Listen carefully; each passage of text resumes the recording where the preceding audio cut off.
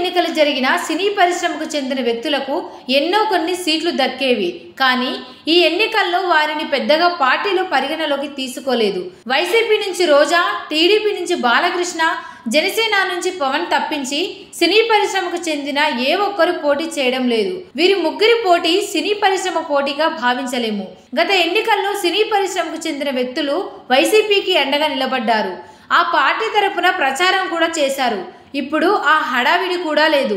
మిగతా పార్టీల్లోనూ అదే పరిస్థితి.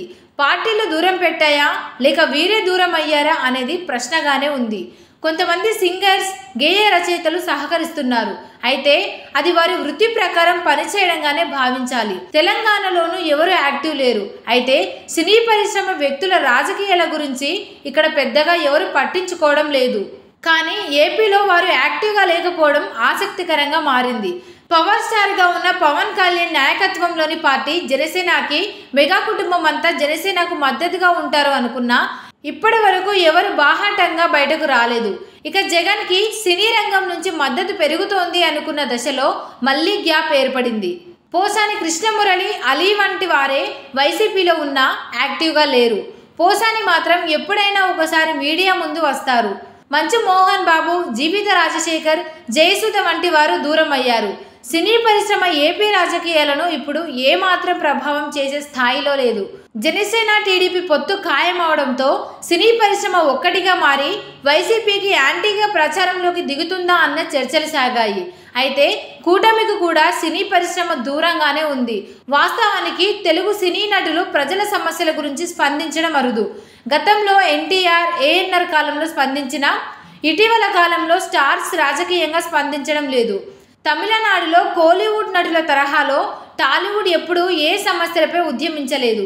కోలీవుడ్లో ప్రజలకు ఏదైనా సమస్య వస్తే అక్కడి నటులంతా పార్టీలకు అతీతంగా పోరాడతారు. వారి పనులను సైతం వదిలి ఉద్యమిస్తారు. వారికి ఉన్న స్ఫూర్తి మన తెలుగు పరిశ్రమలకు లేదనే అభిప్రాయం ప్రజల్లో ఉంది.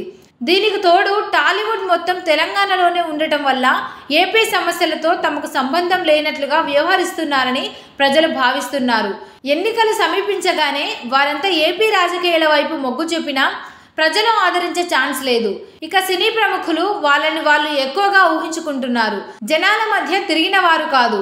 తెరపై చూసి ఆదరిస్తున్నా రాజకీయంగా ఇటీవల కాలంలో వారికి ఆదరణ పెద్దగా ఉండడం లేదు. పోల్ మేనేజ్మెంట్ క్యాడర్ని చూసుకోవడం వారికి తెలియదు. సొంతంగా ఊరిలో ఉండి ప్రజల కోసం పనిచేసింది లేదు. హిట్ ఫ్లాప్ లెక్కలు వేసుకుని పరాజయం ఎదురవగానే పారిపోతారు. అందుకే పార్టీలు పెద్దగా పట్టించుకోవడం లేదు. ఇప్పుడు ఉన్న పరిస్థితుల్లో నామినేటెడ్ పదవులే వారికి ఇచ్చే ఛాన్స్ ఉంది. ఎన్నికల్లో పోటీకి కొందరు సిద్ధమవుతున్నా పార్టీలు లైట్ తీసుకుంటున్నాయి. కొందరు మాత్రం ఆయా పార్టీలకు తెర వెనుక మద్దతు ఇస్తున్నారు. మొత్తంగా సినీ గ్లామర్ తగ్గిందని, దాని ప్రభావం లేదని మాత్రం క్లారిటీ వచ్చేసింది. సబ్స్క్రైబ్ చేయండి. Please do subscribe to. Please like, share and subscribe to top Telugu TV. Top Telugu TV.